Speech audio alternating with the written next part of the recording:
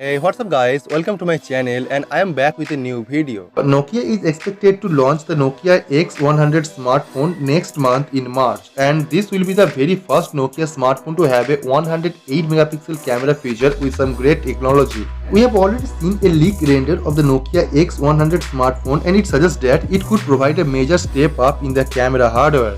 Nokia X100 पे आपको Karl Zeiss की ऑप्टिकल कैमरा सेंसर देखने को मिलेगा, जो काफी बेहतरीन कंपनियों में से एक है जो कैमरा सेंसर डेवलप करती है, और यहाँ पे आपको काफी बेहतरीन फोटो रिजल्ट भी देखने को मिल सकता है। नोकिया X100 पे आपको मिलेगा 6.6 इंच एक 5 वोल्ट डिस्प्ले, जहाँ पे आपको मिलेगा 1080x2460 full HD plus display resolution के साथ में, और ये फोन की डिस्प्ले में भी आपको 120 हर्ट्ज की रिफ्रेश रेट देखने को मिलेगा, जो full HD plus display resolution के साथ में आपको काफी बटरी स्मूथ एक्सपीरियंस देने में भी कैपेबल है। एक स्मार्टफोन पे प्रोसेसर मेन चीज होती है जो फोन को स्मार्टली ऑपरेट करती है और फोन को स्मूथली एक्सेस करने में मदद करती है, और ये फोन पे भी आपको काफी जबरदस्त प्रोसेसर इस्तेमाल किया जाएगा जो क्वालकॉम का स्नैपड्रैगन 765G प्रोसेसर इस्तेमाल किया जाएगा। ये स्नैपड्रैगन का 765G एक फ्लैगशिप ग्रेड की प्रोसेसर है जो आपको फ्लैगशिप ग्रेड की परफॉर्मेंस दे सकता है, जो आपको कैमरा परफॉर्मेंस और बाकी सभी चीजों पे काफी बेहतरीन एक्सपीरियंस देगा। नोकिया स्मार्टफोन की कैमरा काफी पहले से जबरदस्त क्वालिटी की फोटो देते हैं, और नोकिया 9 पे आपको 5 डिफरेंट कैमरा सेंसर मिला था जो आपको बेहतरीन क्वालिटी की इमेज प्रोवाइड करके देता था।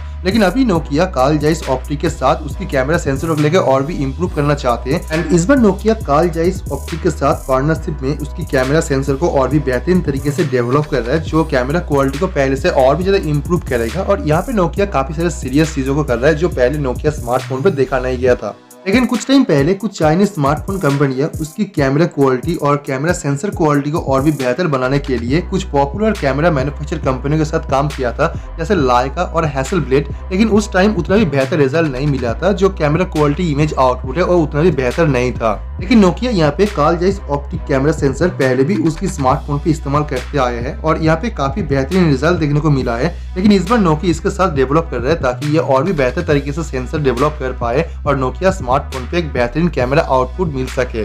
तो आप चैनल को सब्सक्राइब कर लीजिए और बेल आइकन को प्रेस कर दीजिए ताकि इसके बारे में जो भी नया अपडेट आएगा और जो भी नया न्यूज आएगा वो आपको मैं सबसे पहले इन्फॉर्म कर पाऊँ, ताकि आप इस डिवाइस के बारे में सभी रिपोर्ट और सभी न्यूज सबसे पहले जान सके। So let me know your thought on this and I will see you guys tomorrow.